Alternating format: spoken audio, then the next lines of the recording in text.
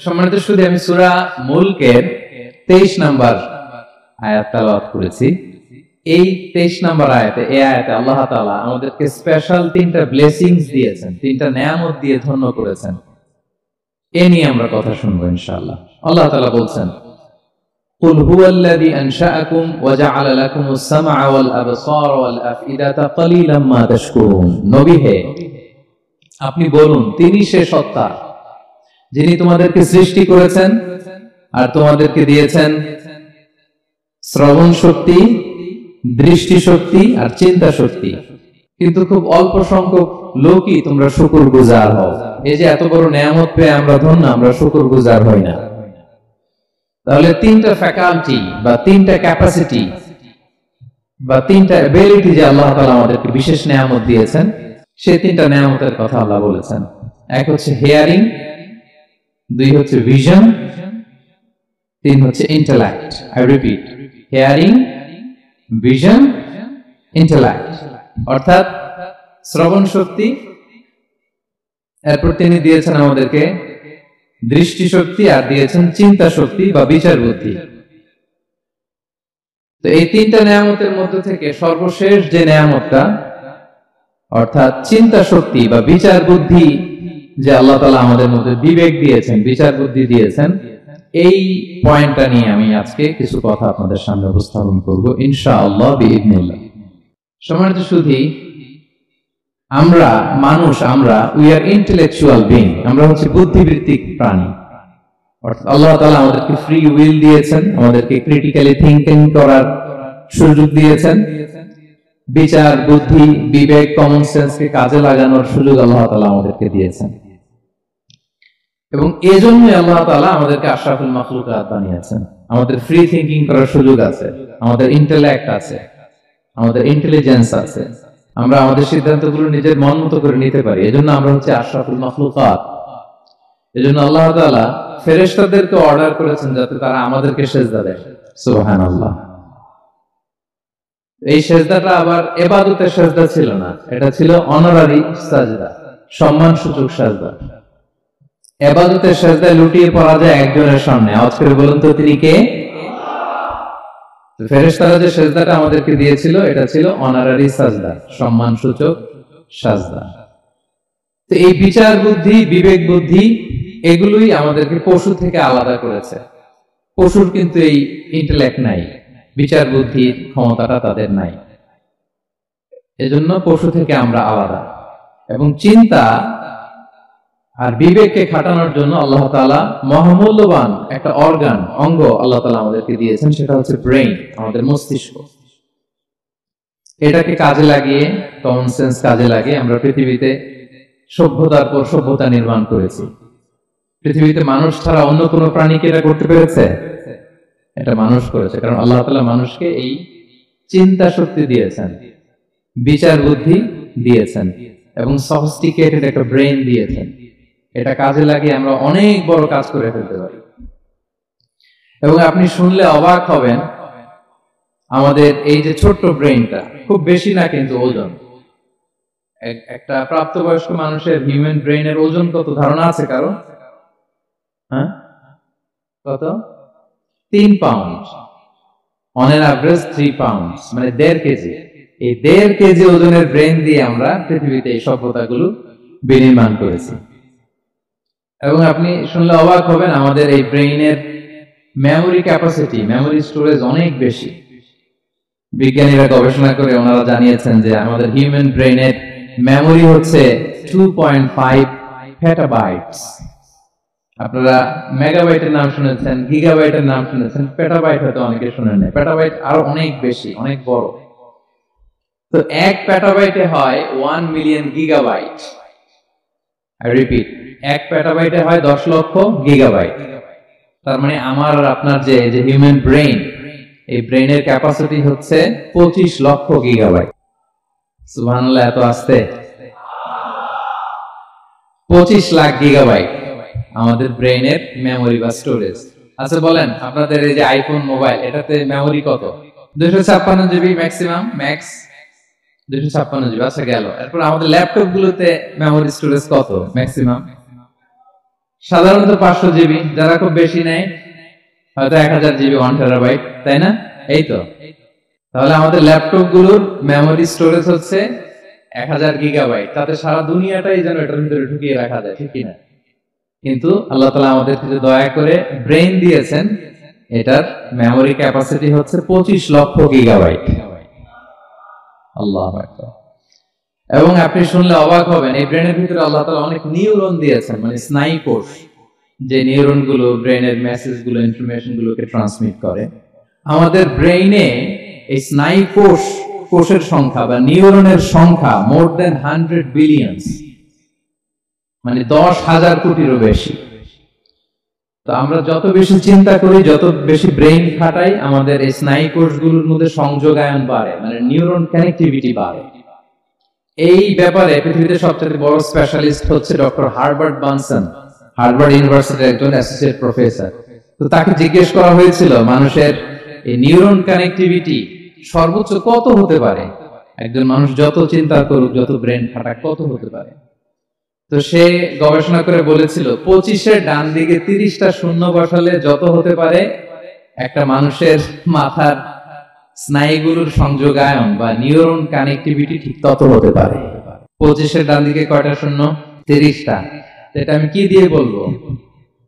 হ্যাঁ, million, billion, trillion, zillion, ফিলিয়ন, octillion সব ছাড়িয়ে যাবে।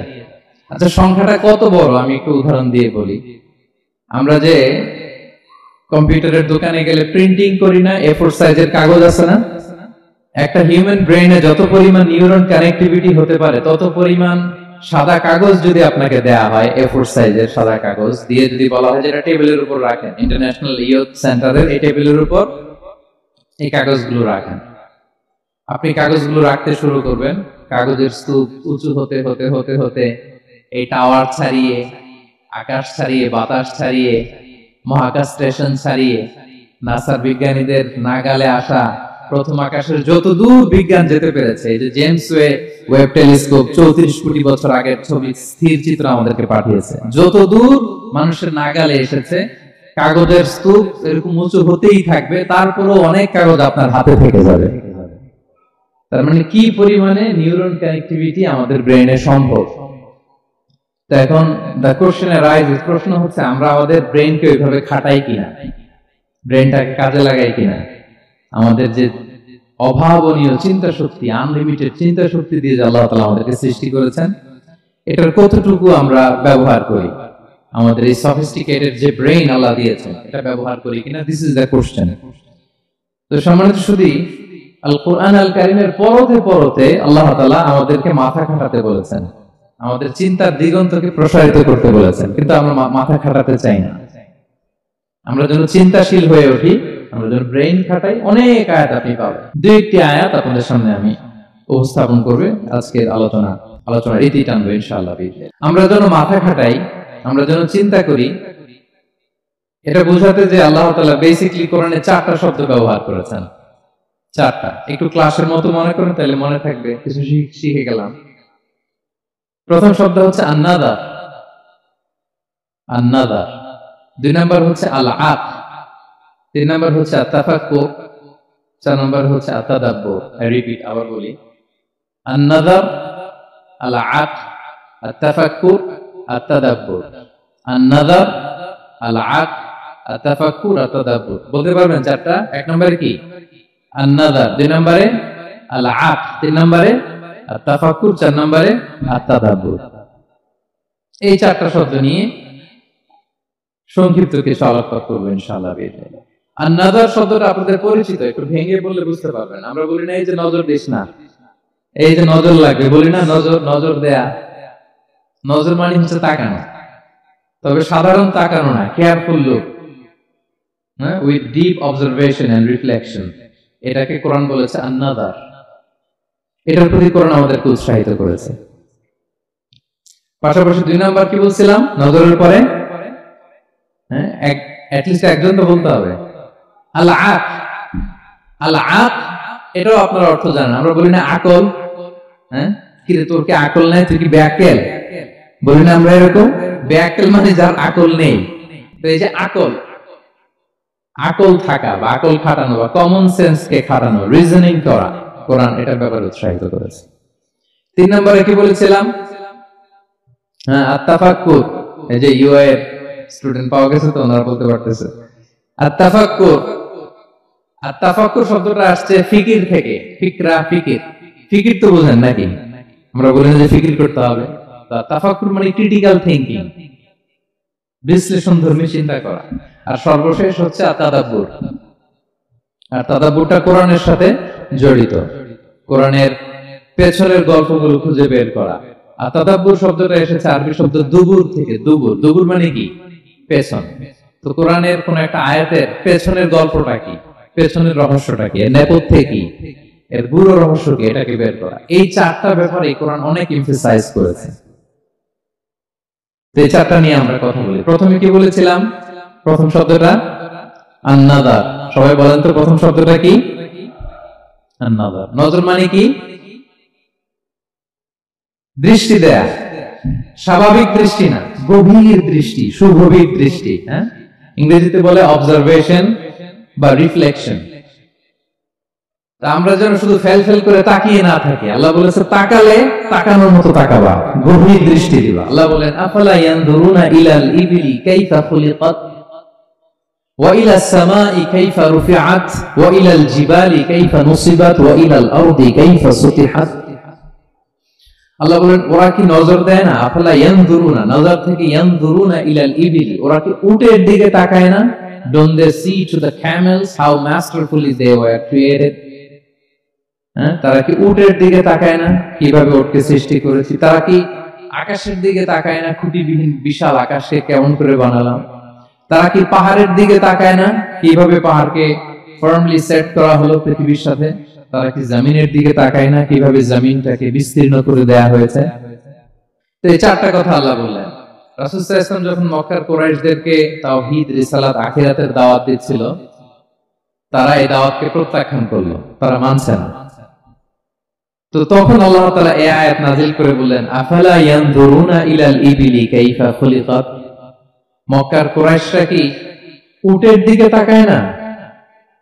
উটকে কিভাবে আমি তৈরি করলাম এটা একটু দেখতে পারে না ওরা? আরে উটের দিকে তাকালেই তো ওরা উটের মালিক, আমি আল্লাহরে খুঁজে পাবে। কারণ কুরাইশরা ছিল কোরআনের প্রাইমারি অডিয়েন্স, যদিও কোরআন সবার জন্য এসেছে। তো আল্লাহ বললেন আফালা ইয়ানদুরুনা ইলাল ইবিলি কাইফা খুলিকাত, ওরা কি উটের দিকে তাকায় না? উট দেখার জন্য তো ওদের চিড়িয়াখানায় যাওয়া লাগবে না, অথবা মক্কার কুরাইশদের চায়নাতেও যাওয়া লাগবে না, কারণ উট তো ওদের গৃহপালিত প্রাণী, ঠিক কি না? ঘরে ঘরে আরব দেশে উট আছে না নাই? আছে। তো উটের দিকে তাকায় না। সম্মানিত সুধী, উটের কথা আল্লাহ কেন বললেন? কুরাইশদেরকে উটের কথা বললেন এজন্য, উট হচ্ছে এমন আজীব একটা প্রাণী যেটা প্রাণী বিজ্ঞানীদেরকে হয়রান করে দিয়েছে। আল্লাহু আকবার। আপনি অবাক হবেন উটের যে ফিচার আল্লাহ তাআলা দিয়েছেন। মক্কার লোকেরা উটের গোশত খাইতো, উটের দুধ খাইতো, উটের চামড়া দিয়ে দ্য ফাইনেস্ট লেদার, দামি লেদার তারা বানাতো। উটের উপর মাল নিয়ে বোঝাই করে মরুভূমি এক প্রান্ত থেকে আরেক প্রান্তে পাড়ি দিত, নিজেরা উটের উপর রাইডিং করত। এবং উট হচ্ছে এমন প্রাণী যেটা একসাথে 1 মাস না খেয়ে বেঁচে থাকতে পারে। 1 মাস পানিও খাওয়া লাগবে না, খাবারও খাওয়া লাগবে না। সুবহানাল্লাহ পড়বেন না? এট এ টাইমে একটা উট, প্রাপ্তবয়স্ক একটা উট একসাথে 200 লিটার পানি খেয়ে ফেলতে পারে। এবং উটের পেটের ভিতরে একটা স্পেশাল ওয়াটার চেম্বার আছে, ওই চেম্বারে রেখে দেয়, খেয়ে ওইটারে পাঠায় দেয় না ওদের কিডনিতে। 200 লিটার পানি একবারে খেয়ে স্পেশাল চেম্বারে রেখে দেয়, যখন লাগবে ওখান থেকে নিয়ে বেঁচে থাকে। 1 মাস না খেয়ে বেঁচে থাকে কি করে? উটের পিঠে দেখবেন একটা কুজ আছে, একটা উঁচু উটকে যদি কল্পনা করেন, উপরে একটা কুজ আছে না? এই পুরো কুজটা হচ্ছে চর্বির আধার। তো ওটার যখন খাবার থাকে না মরুভূমিতে, মাসের পর মাস যখন চলে, ওই চর্বি থেকে এনার্জি নিয়ে সে মরুভূমিতে চলে, সে না খেয়েও বাঁচতে পারে। আমাদের চোখের মধ্যে যেমনি একটা পাপড়ি, এরকম এক পাপড়ি দিয়ে উটকে আল্লাহ বানায় নাই, ডবল লেয়ারের পাপড়ি দিয়েছে।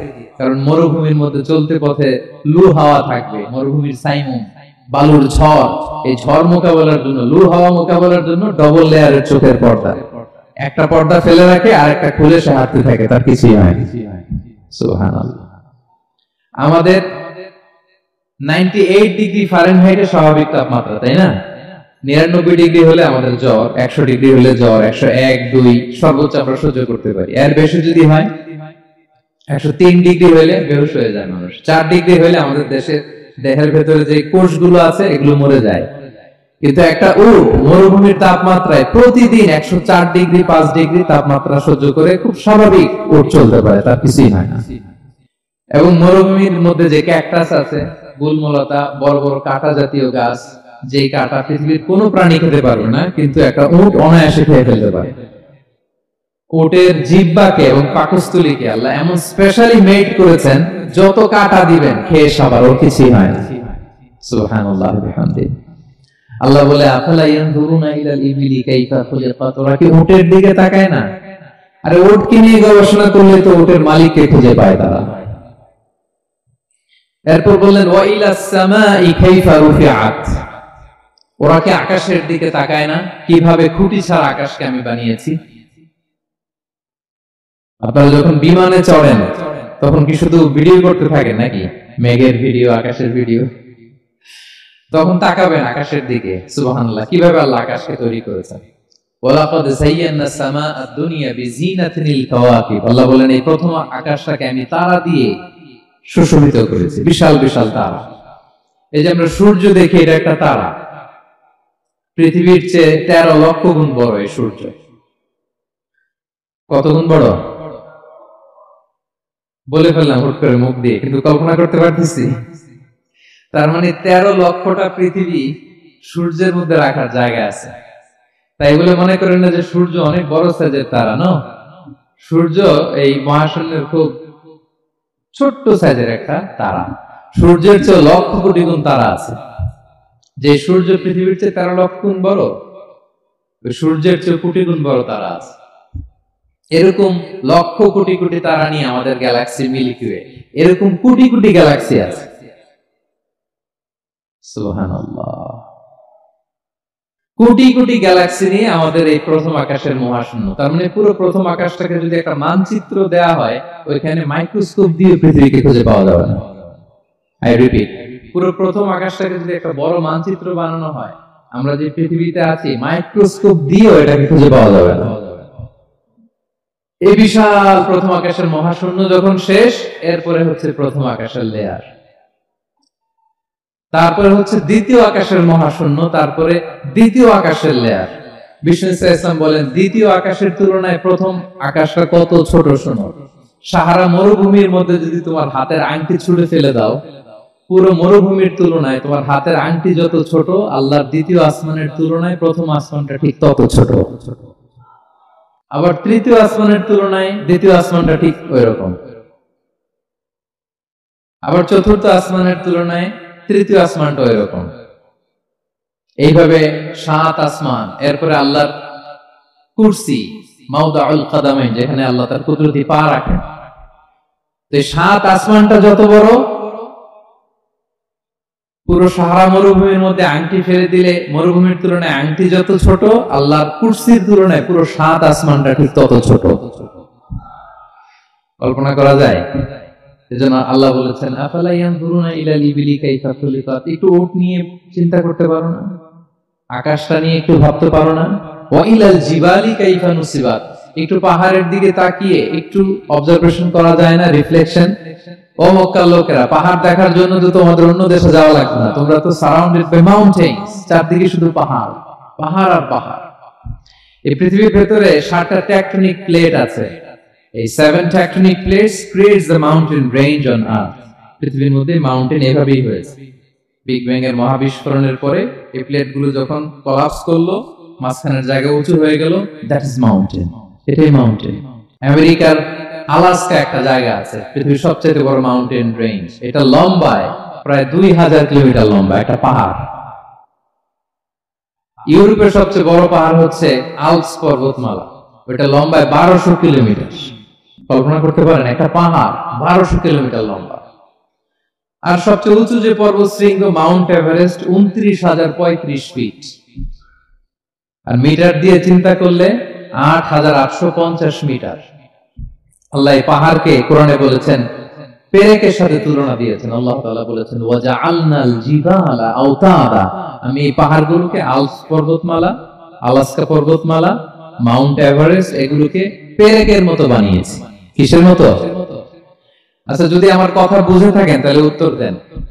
আমরা পেরেক যখন কাঠের মধ্যে ঠুকি তখন পুরো পেরেকটা কাঠের ভিতরে ঢুকে যায় না? উপরে দেখা যায় কতটুকু? হাতুড়ি দিয়ে একটা পেরেক যখন আমি একটা কাঠের ভিতরে ঠুকে দিলাম, এরপরে কি পুরা পেরেকটা দেখা যায়? আর কতটুকু দেখা যায়? সামান্য মাথাটা। তো পুরা পেরেক গেল কই? ভিতরে। তা আল্লাহ পাহাড়গুলোকে পেরেকের সাথে তুলনা করেছেন। তার মানে পাহাড় যতটুকু আপনি দেখেন এটা পাহাড়ের মাথা, এর পুরো অংশটা মাটির ভিতরে। 29,035 ফিট মাউন্ট এভারেস্ট যেটা, এটার কমপক্ষে 10 গুণ এটা মাটির ভিতরে আছে। আলাস্কা পর্বতমালা বাইরে যদ্দূর 10 গুণ ভিতরে, আলস পর্বতমালা বাইরে যদ্দূর 10 গুণ ভিতরে, তুর পাহাড় বাইরে যদ্দূর 10 গুণ তার ভিতরে। আল্লাহু আকবার। এজন্য আল্লাহ বলেন ওয়াইলাল জিবালি কাইফা নুসিবাত, ওরা কি পাহাড়ের দিকে তাকায় না? কিভাবে এই পাহাড়গুলোকে আমি তৈরি করেছি। আল্লাহ যখন পৃথিবী সৃষ্টি করলেন, পৃথিবীর মধ্যে ভাইব্রেশন হচ্ছিল, কাঁপছিল পৃথিবী। আল্লাহ পৃথিবীর কাঁপাকাঁপি বন্ধ করার জন্য এই পেরেকের মতো পাহাড়গুলোকে পৃথিবীতে ঠুকে দিলেন, কাঁপাকাঁপি বন্ধ হয়ে গেল। এই দৃশ্য দেখে ফেরেশতারা বলে ইয়া রাব হাল মিন খালকিকা আশাদ্দু আলাল জিবাল, আল্লাহ পাহাড়ের এত শক্তি, পৃথিবী কাঁপতেছিল, পাহাড় আপনি ঠুকে দিলেন, পৃথিবীর কাঁপাকাঁপি বন্ধ হয়ে গেল। আপনার সৃষ্টির মধ্যে পাহাড়ের চেয়ে শক্তিশালী কিছু আছে? আল্লাহ বললেন আছে। সেটা কি? আল হাদিদ। আল্লাহ বললেন সেটা লোহা। কারণ লোহা দিয়ে পাহাড় কাটা যায়, ঠিক কিনা? লোহার কথা শুনে ফেরেশতারা অবাক, লোহা পাহাড়ের চেয়ে শক্তিশালী? ফেরেশতারা প্রশ্ন করলো ইয়া রাব্বি হাল মিন খালকিকা আশাদ্দু মিনাল হাদিদ, তাহলে আপনার সৃষ্টির মধ্যে লোহার চেয়ে শক্তিশালী কিছু আছে? আল্লাহ বললেন আছে। কি সেটা? আন্নার, আগুন। কারণ আগুন লোহাকে কি করে? গলিয়ে ফেলে। ফেরেশতারা শুধু অবাকই হচ্ছে। ফেরেশতারা বলে আগুনের চেয়ে শক্তিশালী কিছু আছে? আল্লাহ বলে আছে আল মা, পানি। কারণ আগুনে দাউ দাউ করে জ্বলে ওঠা আগুনের মধ্যে পানি দিলে আগুন অস্তিত্ব হারায়। ফেরেশতারা শুধু অবাকই হচ্ছে। তারা বলে তাহলে পানির চেয়ে শক্তিশালী কিছু আছে? আল্লাহ বলেন আছে রিহ, বাতাস। কারণ বাতাস পানিকে একদিক থেকে আরেক দিকে নিয়ে যায়। জলের মধ্যে বায়ুর উচ্ছ্বাস লাগলে জলোচ্ছ্বাস তৈরি হয়, ঠিক কি না? ফেরেশতারা আবার অবাক হয়ে বলে তাহলে বাতাসের চেয়ে শক্তিশালী কিছু আছে? আল্লাহ বললেন আছে। সেটা কি? বলতেছে বনি আদম। ওই মানুষ শক্তিশালী যে গোপনে দান করে, এত গোপনে যে ডান হাত কি দান করলো, বাঁ হাত সেটা টের পায় না। পড়েন সুবহানাল্লাহ। এই লম্বা হাদিস বলার বা বোঝানোর মূল উদ্দেশ্য হচ্ছে আল্লাহ পাহাড়কে সৃষ্টি করেছেন ওয়া ইলাল জিবালি কাইফা নুসিবাত, পাহাড়কে আল্লাহ তাআলা জমিনের মধ্যে এভাবে সেট করেছেন। আল্লাহ বলে ওরা কি একটু পাহাড়ের দিকে তাকায় না? আকাশের দিকে তাকায় না? ওরা কি একটা উটের দিকে তাকায় না? ওয়া ইলাল আরদি কাইফা সুতিহাত, ওরা কি জমিনের দিকে তাকায় না? জমিনকে কিভাবে আমি বিস্তৃত করেছি। আমরা তো কত চমৎকার মাটি দেখি, তাই না? বীজ রোপণ করে দিলে কি উর্বর জমি, হ্যাঁ, ঘাস লতাপাতা ফলমূল হয়। আসলে পুরো পৃথিবীটাই কি এরকম নরম? না, অনেক স্তর আছে।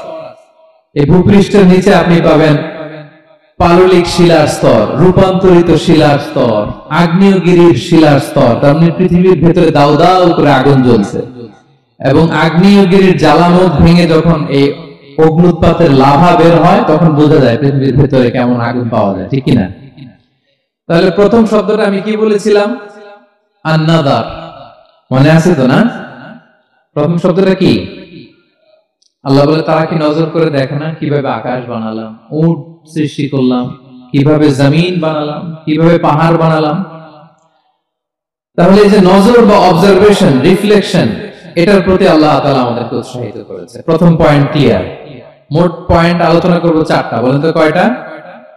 একটা ক্লিয়ার। 2 নাম্বার কি ছিল দেখি, কার মনে আছে কিনা? আল আকল, রাইট, কমন সেন্স, রিজনিং। আমরা যেন আমাদের কমন সেন্স খাটাই, কোরআনের পরতে পরতে আল্লাহ তাআলা আমাদেরকে উৎসাহিত করেছেন। এবং ইন্টারেস্টিংলি জাহান্নামীরা যখন জাহান্নামে যাবে তারা কি বলবে জানেন? সূরা মুলকে এসেছে। তারা বলবে ওয়াকালু লাউ কুননা নাসমাউ আও নাআকিলু মা কুননা ফি আসহাবিস সাঈর। তারা বলবে হায় রে, নবীদের কথা যদি মানতাম আর যদি একটু কমন সেন্স খাটাইতাম তাহলে তো জাহান্নামে আসা লাগতো না। ওই দিনের এই আফসোসে কোনো কাজ হবে? প্রিয় ভাইরা, ওই দিন যত আফসোস করেন কোনো কাজ হবে? তাহলে জাহান্নামীরাও আফসোস করবে হায় রে, একটু যদি আকল খাটাইতাম তাইলে আজকে আর জাহান্নামের আগুনে পোড়া লাগে না।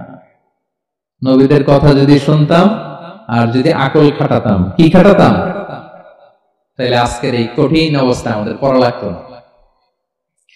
কোরআনের বিভিন্ন আয়াত আল্লাহ তাআলা আমাদেরকে বলেছেন আফালা তাআকিলুন, তোমরা কি আকল খাটাবা না? এই যে দামি কমন সেন্স দিলাম, একটু বুদ্ধি কি খাটাবা না, আকল খাটাবা না তোমরা?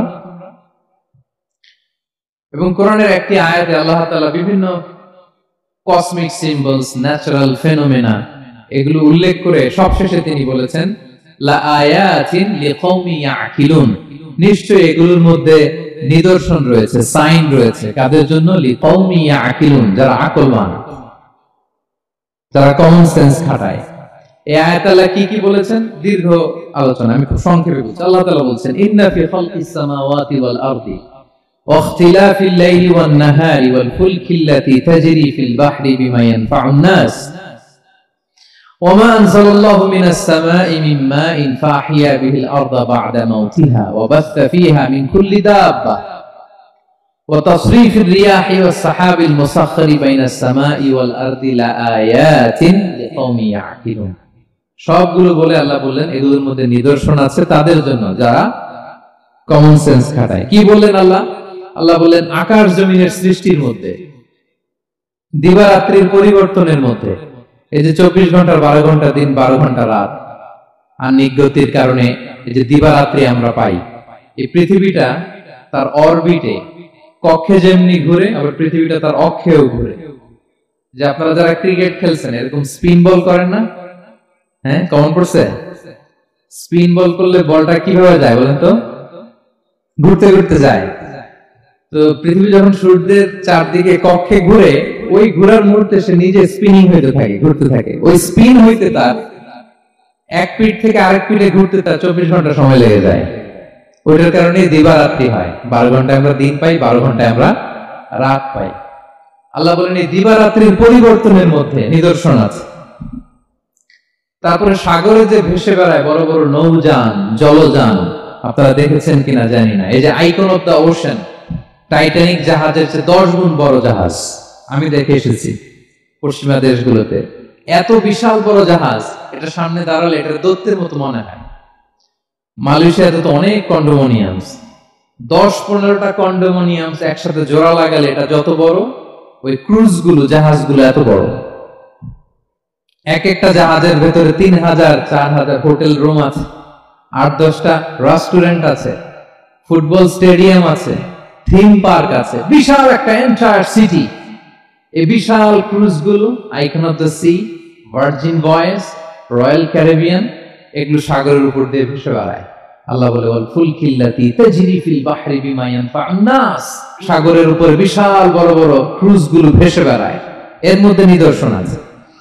এরপর আল্লাহ বললেন আমি পানি থেকে সব প্রাণী তৈরি করেছি, ওয়াজআলনা মিনাল মাই কুল্লা শাইইন হাই, সব প্রাণ এসেছে পানি থেকে। বিজ্ঞান এটাকে কনফার্ম করেছে। তারা বলেছে পৃথিবীর সর্বপ্রথম এককোষী প্রাণীর নাম হচ্ছে অ্যামিবা। অ্যামিবা এসছে, জুপ্লাঙ্কটন, ফাইটোপ্লাঙ্কটন, ব্যাকটেরিয়া প্লাঙ্কটন, এভাবে স্পিসিস গুলো ডেভেলপ করছে। আল্লাহ বলে এর মধ্যে নিদর্শন আছে। এরপর আল্লাহ তাআলা বলেছেন মৌসুমী বায়ু, এই যে বায়ুর প্রবাহ, এতে নিদর্শন আছে। আর আকাশ জমিনের মাঝখানে যে মেঘমালাগুলো ভেসে বেড়ায়, এই সবগুলোর ভেতরে নিদর্শন আছে। কাদের জন্য? আল্লাহ বলেন লা আয়াতিন লিকওমি ইয়াকিলুন, তাদের জন্য যারা আকল খাটায়, যারা কমন সেন্স খাটায়। সুবহানাল্লাহ পড়বেন না? এজন্য বিমানে যদি আপনারা উইন্ডো সিট পান, কি করবেন আজকে থেকে বলেন? উইন্ডো সিটের পাশে বসে বসে রিল দেওয়ার জন্য ভিডিও মেক করব। কি করবেন? হ্যাঁ, আল্লাহর নিদর্শন দেখবো, কত ক্ষুদ্র আমি, কত নগণ্য আমি, কত তুচ্ছ আমি, এটা বুঝবার চেষ্টা করব। তাহলে 4টা পয়েন্টের 2টা চলে গেল, একটা হচ্ছে নাযার আর একটা হচ্ছে আল আকাল। 3 নাম্বার কি ছিল? একজন বলতে হবে। আত-তাফাক্কুর, আত-তাফাক্কুর মানে ক্রিটিক্যাল থিংকিং।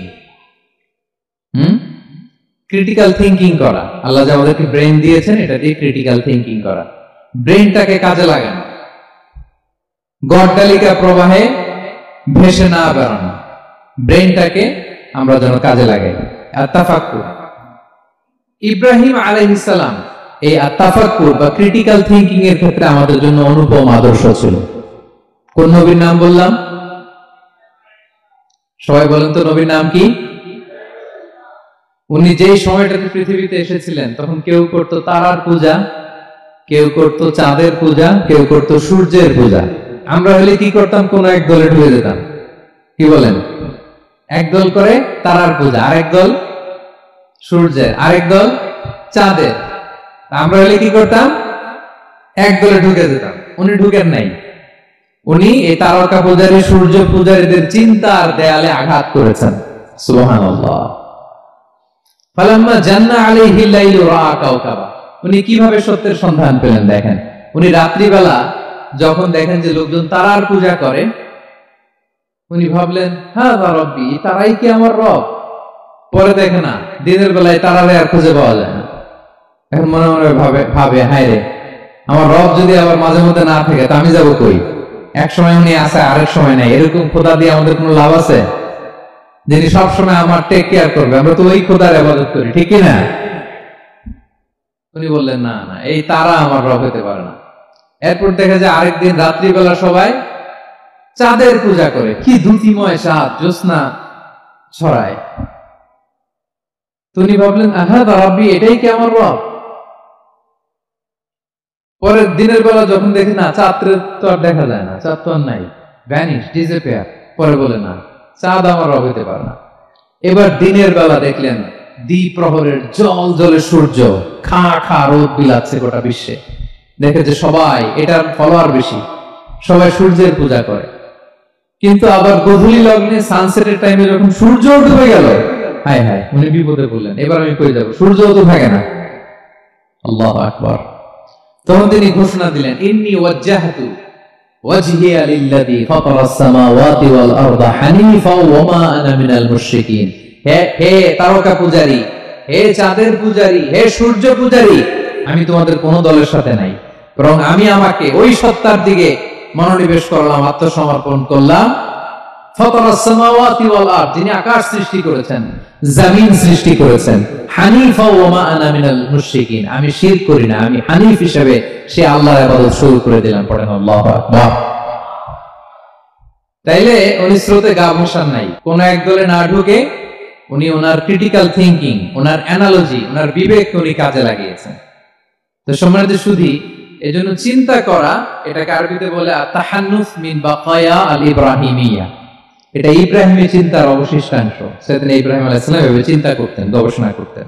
সূরাতুন নাহলে আল্লাহ তাআলা মৌমাছি কিভাবে মধু সংগ্রহ করে এই ইনফরমেশনটা যখন আমাদের সামনে পেশ করলেন, এই আয়াতের শেষে তিনি একই কথা বললেন, ইন্না ফি যালিকা লা আয়াতান লিকাওমি ইয়াতাফাক্কারুন। নিশ্চয় এর মধ্যে যারা চিন্তাশীল তাদের জন্য নিদর্শন আছে। মৌমাছি যে মধু সংগ্রহ করে, আপনারা মৌচাক দেখছেন? কে কে দেখি মৌচাক দেখছেন? মাশাআল্লাহ। আচ্ছা, ঠিক আছে। রাসূল সাল্লাল্লাহু আলাইহি ওয়াসাল্লাম মধু বড় পছন্দ করতেন। পিওর হানি, দুর্গন্ধওয়ালা হানি তিনি খেতেন না, পিওর হানি খাবেন, খুবই এনার্জেটিক। এবং কোরআনে মাত্র দুইটা জিনিসকে শেফা বলা হয়েছে। এক হচ্ছে কোরআনকে বলা হয়েছে শেফা, আর এই মধুকে বলা হয়েছে শেফা। সুবহানাল্লাহ। আল্লাহ তাআলা বললেন, ওয়া আওহা রাব্বুকা ইলান নাহলি আনিত্তাখিযি মিনাল জিবালি বুয়ুতা ওয়া মিনাশ শাজারি ওয়া মিম্মা ইয়ারিশুন। আল্লাহ তাআলা মৌমাছিকে শিখাই দিলেন কিভাবে মৌচাক বাঁধতে হবে। আল্লাহ বলেন, ইত্তাখিযি মিনাল জিবালি বুয়ুতা, তোমরা পাহাড়ে মৌচাক বাঁধো, ওয়া মিনাশ শাজার, গাছের মগ ডালে বাঁধো, অথবা উঁচু মাচার উপরে বাঁধো, যাতে গ্রামের ছোট্ট ছেলেরা ঢিল মারতে না পারে। মৌচাক যারা দেখছেন, এটা কি নিচু নিচু জায়গায় মৌমাছির মৌচাক হয় না, উঁচু একেবারে মগ ডালে। এটা মৌমাছির শিখাই দিছে কে? হ্যাঁ, কে শিখিয়েছে? আল্লাহ সুবহানাহু ওয়া তাআলা মৌমাছিকে শিখিয়ে দিয়েছে। যারা আরবি বোঝেন তারা বুঝতে পারবেন। ইত্তাখিদি এটা ফেমিনিন জেন্ডার, তার মানে আল্লাহ যা অর্ডার করেছেন এটা পুরুষ মৌমাছিকে অর্ডার করেন নাই, নারী মৌমাছিকে। তো গবেষণায় দেখা গিয়েছে পুরো মৌচাকের বাসাটাকে এখানে যে লিডারশিপ বহন করে এটা কোনো পুরুষ মৌমাছি না, এটা নারী মৌমাছি। সুবহানাল্লাহ। এবং 3 ধরনের মৌমাছি থাকে, একটা হচ্ছে কুইন বি, রানী মৌমাছি, আর একটা হচ্ছে মেল বি, এরা বংশ বিস্তার করে, আর একটা হচ্ছে ওয়ার্কার বি, এরা এই মধু আনা নেওয়া করে। তা আল্লাহ এদেরকে বললেন কুলি মিন কুল্লি সামারাত, এই মৌমাছি তোমরা আশেপাশের সব সুন্দর সুন্দর ফুল থেকে, ফল থেকে, ফ্লাওয়ার নেকটার, পুষ্প রস সংগ্রহ করে নিয়ে আসো। মধু এত স্বাস্থ্যকর, হেলদি ডায়েট কেন? কারণ আশেপাশের গাছের মধ্যে এখানে আপনার ভেষজ গাছ আছে, ঔষধি গাছ আছে, বনাজি গাছ আছে, ঠিকই না? তো মৌমাছিগুলো সেখান থেকে ফ্লাওয়ার নেকটারস, পুষ্প রস সংগ্রহ করে আবার চলে আসে। এবং আল্লাহ বললেন ফাসলুকি সুবুলা রাব্বিকি যুলুলা, পথ ভুলে যেও না, যেই পথে গেছো ওই পথে ফিরে আসো। একটা মৌমাছি মৌচাক থেকে প্রায় 10 কিলোমিটার দূরে অনেক সময় চলে যায়, আবার 10 কিলোমিটার পথ চিনে আবার মৌচাকে এটা ফিরে আনে কে? এই পুরো মেকানিজমটা নিয়ে গবেষণা করে অস্ট্রিয়ান একজন সায়েন্টিস্ট, তার নাম হচ্ছে কার্ল ব্রনফিশ, সে একটা বই লিখেছে দ্য ডান্সিং বিজ, এবং এই বই লিখে সে নোবেল লরেট হয়েছে, নোবেল প্রাইজ পেয়েছে। আমরা তো মধু পাইয়া হাতের তালুর মধ্যে নিয়ে জিহ্বা দিয়ে চাটি, আমাদের তো আর ব্রেন খাটানোর ওই সময় নাই। ওই কার্ল ভন ফ্রিশ সে এই মৌমাছি নিয়ে গবেষণা করে নোবেল প্রাইজ পেয়েছে, আর আমরা মাথা খাটাইতে পারলাম না।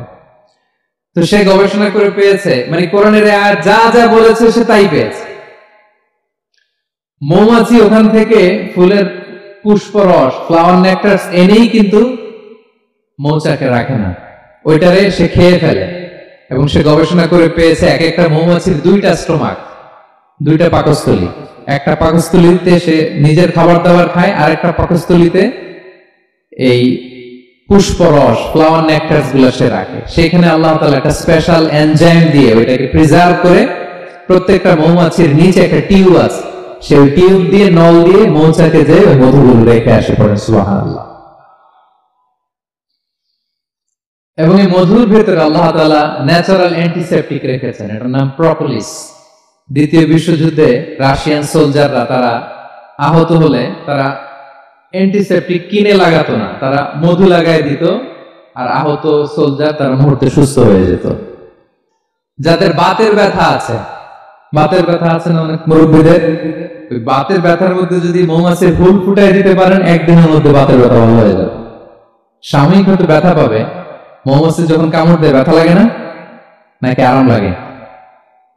কামড় খাইছেন মৌমাছির কখনো? হ্যাঁ। তো বাতের ব্যথার মধ্যে আপনি মৌমাছির ফুল ফুটাই দিলে আর ব্যথা নাই। সুবহানাল্লাহি ওয়া বিহামদিহি।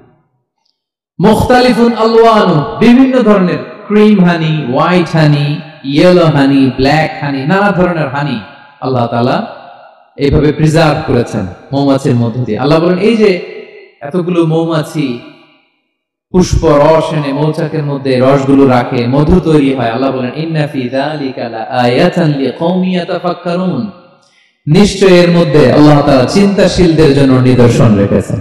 যারা চিন্তা করে, তারা হাতের তালুতে শুধু জিহ্বা দিয়ে চেটে চেটে খায় না, তারা ভাবে কোত্থেকে আসলে এই মধু, কিভাবে মৌমাছিগুলো যায়, কিভাবে ফিরে আসে। তাহলে বলেন তো আমাদের চিন্তাশীলতার দরকার আছে না নাই? সূরা আলে ইমরানের 190 নম্বর আয়াতে আল্লাহ তাআলা বলেছেন, যারা আকাশ বাতাস পৃথিবী সৃষ্টি নিয়ে চিন্তা করে এবং সর্ব অবস্থায় আল্লাহ তাআলার জিকির করে, ওয়া ইয়াতাফাক্কারুনা ফি খালকিস সামাওয়াতি ওয়াল আরদ, এবং তারা তাফাক্কুর করে, ক্রিটিক্যাল থিংকিং করে, এবং তারা বলে মা খালাকতা হাযা বাতিলা, হে আল্লাহ তুমি অনর্থক কিছু সৃষ্টি করো নাই। মনে রাখবেন এই পৃথিবীতে আল্লাহ তাআলা অনর্থক কোনো কিছু সৃষ্টি করে নাই, করেছে? যেটাই সৃষ্টি করেছে এটা এর মধ্যে মানব কল্যাণ আছে না নাই? আল্লাহ তাআলা আমাদের জন্য কল্যাণ রেখেছেন।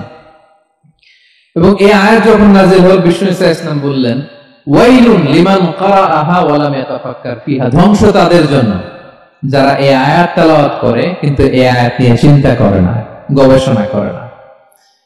এবং কোরআনের বিভিন্ন আয়াতে আল্লাহ তাআলা বিষ্ণু নবীকে বলেছেন, নবী হে আপনি আপনার উম্মতদেরকে নবীদের ঘটনা শোনান।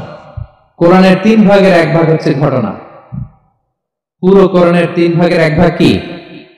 ঘটনা, স্টোরি টেলিং। কারণ গল্প মানুষের মনে দাগ কাটে।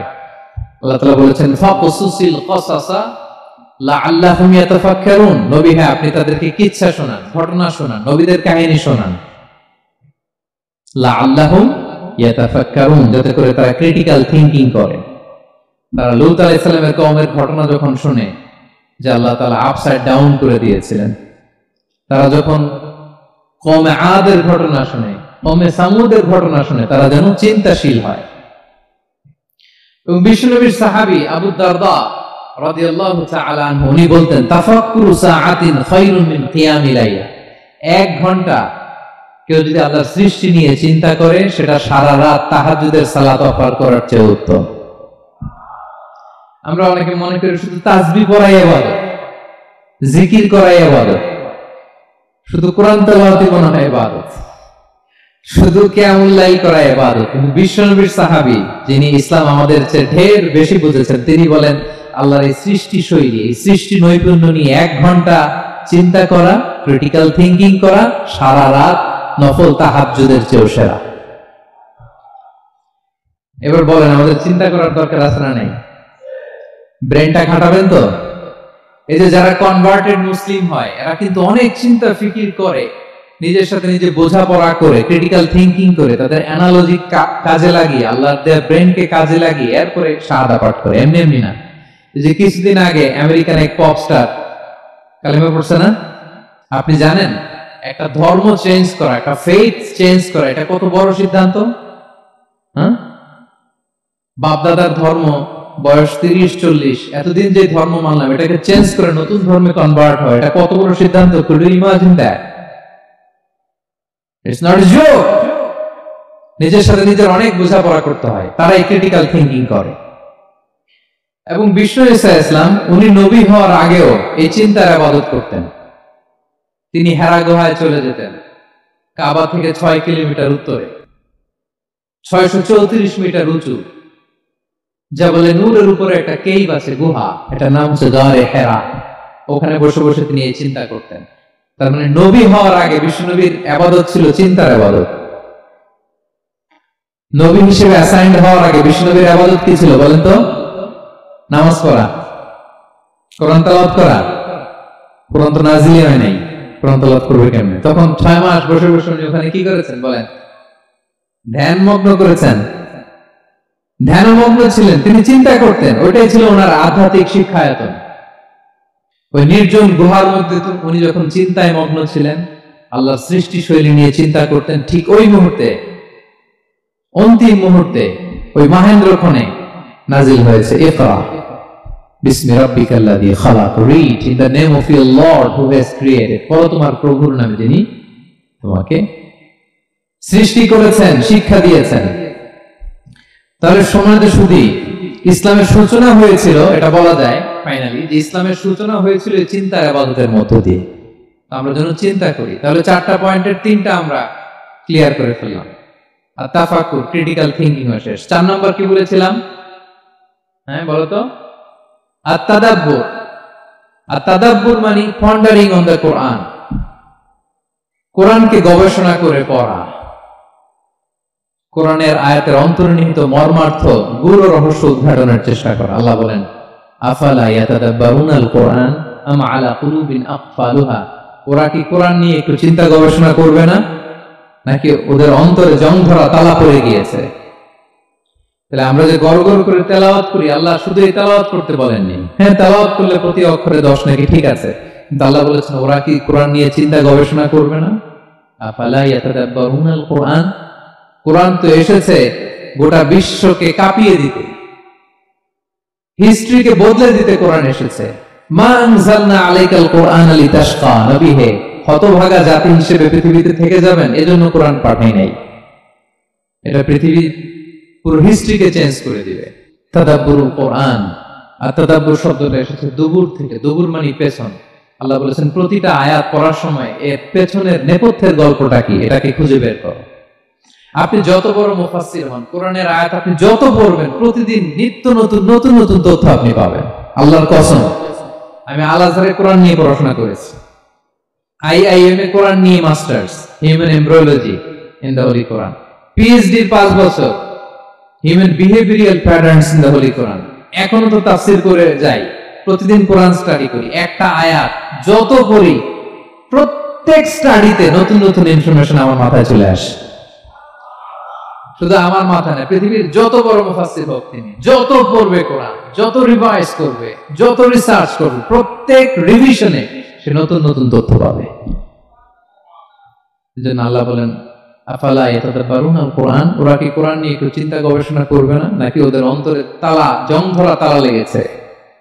সম্মানিত সুধী, আসুন এই কোরআন নাজিলের মাসে আমাদের জং ধরা তালাটাকে আনলক করার জন্য আমরা কোরআনকে with vast concentration, with deep analysis and critical thinking নিয়ে যেন পড়ি। প্রতিটা আয়াত পড়ার সময় এর পেছনের গল্পটা কি, কোন প্রেক্ষাপটে নাজিল হলো, বর্তমান সময়ের সাথে কিভাবে এটাকে অ্যাটাচ করা যায়, এটার অন্তর্নিহিত গূঢ় রহস্যটা কি, এই গূঢ় রহস্য উদ্ঘাটনের কথা, কোরআন নিয়ে গবেষণার কথা এবং চিন্তার কথা বারবার কোরআন আমাদেরকে বলেছে। আমাদের এই চিন্তাকে জাগানোর জন্য এই কোরআন বারবার আমাদের কাছে আহ্বান করেছে। এখন আমাদের কি একটু সময় হবে না কোরআনকে চিন্তার সাথে গবেষণার সাথে পড়ার? হ্যাঁ, চিন্তাশীলতার সাথে গবেষণা করে কোরআন স্টাডি করার দরকার আছে না নাই? বলেন বলেন। হ্যাঁ, পড়বেন তো আপনারা? যারাই চিন্তা করবে, চিন্তাশীল হবে, কমন সেন্সকে খাটাবে, তারাই পৃথিবীর হিস্ট্রি পাল্টে দিবে। এই যে বিমান দিয়ে যে আমরা চলি, দুই ভাই আবিষ্কার করছে, Wilbur Wright, Orville Wright, Wright ভ্রাতৃদ্বয়। বলেন তো এই অরভিল রাইটের চোখ ছিল কয়টা? 3টা না? হ্যাঁ, উইলবার রাইটস এর হাত ছিল কয়টা? আমার হাত কয়টা? আপনার হাত কয়টা? তো ওরা পারলে আমরা পারবো না কেন? কারণ এই চিন্তার ইবাদত থেকে আমরা দূরে সরে গিয়েছে। আমাদের মধ্যে রিজনিং নাই, আমাদের মধ্যে লজিক্যাল আন্ডারস্ট্যান্ডিং নাই, আমাদের মধ্যে ক্রিটিক্যাল থিঙ্কিং নাই, আমাদের মধ্যে পন্ডারিং অন দ্য কোরআনিক ভার্সেস নাই। আল্লাহ তাআলা আমাদের যে বিবেক, চিন্তা শক্তি দিয়েছেন, এটাকে আমরা কাজে লাগাই না, এজন্য আমরা পিছিয়ে পড়েছি। সম্মানিত শুধু কোরআন বারবার আমাদের এই চিন্তা শক্তিকে জাগানোর জন্য আহ্বান করেছে। কোরআনের আয়াতের পরতে পরতে কোরআন আমাদেরকে বলেছে আমরা যেন চিন্তাশীল হই। এই যে সফিস্টিকেটেড ব্রেইন আল্লাহ তাআলা দয়া করে আমাদেরকে দান করেছে, আমরা যেন এই ব্রেইনটাকে কাজে লাগাই, আমরা যেন আমাদের বিবেকটাকে কাজে লাগাই, আমরা যেন আমাদের কমন সেন্সকে কাজে লাগাই। তাহলে আমাদের সোনালী অতীত আবার আমরা ফিরে পাবো। তাহলে আজকের এই আলোচনা থেকে ফাইনাল কথা হচ্ছে যে আমাদেরকে চিন্তা করতে হবে, যে কোনো জিনিসকে কোশ্চেন করতে হবে, প্রশ্ন করতে হবে, কেন, কিভাবে, ও পারলে আমি কেন পারবো না। কোরআনের আয়াত পড়ার সময় বারবার চিন্তা করবেন, সব দায় দায়িত্ব আমাদের উপর ঠেলে দিয়ে না। কোরআন নিয়ে শুধু আমরাই গবেষণা করবো আর ওয়াজ শোনাবো, এটা not only my sole responsibility, আপনাদেরও দায়িত্ব আছে, প্রত্যেকের দায়িত্ব। যত কোরআন পড়বেন আপনার অন্তরের তালা খুলে দিবে কে? আল্লাহ তাআলা আমাদেরকে চিন্তাশীল হওয়ার তৌফিক দান করুক। আমাদের এই সফিস্টিকেটেড ব্রেনকে যেন আমরা কাজে লাগাতে পারি, আমাদের কমন সেন্সকে যেন আমরা কাজে লাগাতে পারি, আমাদের রিজনিংকে যেন আমরা কাজে লাগাতে পারি। ইব্রাহিম আলাইহিস সালামের মতো গদবাধা গড্ডালিকা প্রবাহে গা ভাসিয়ে না দিয়ে আমরা যেন প্রশ্ন করতে পারি, আমরা যেন বিবেককে কাজে লাগাই। আল্লাহ তাআলা আমাদের সবাইকে কথাগুলো বোঝার ও আমল করার তৌফিক দান করুক। হাদা মা ইনদি ওয়াল ইলমু ইনদাল্লাহ আলাইহি তাওয়াক্কালতু ওয়া ইলাইহি উনীব। ওয়াসসালামু আলাইকুম ওয়া রাহমাতুল্লাহি তাআলা ওয়া বারাকাতুহু। নিয়মিত ইউটিউব ভিডিও দেখতে সাবস্ক্রাইব করুন। নতুন নতুন ভিডিও পেতে ঘন্টা বাটনটি চাপুন।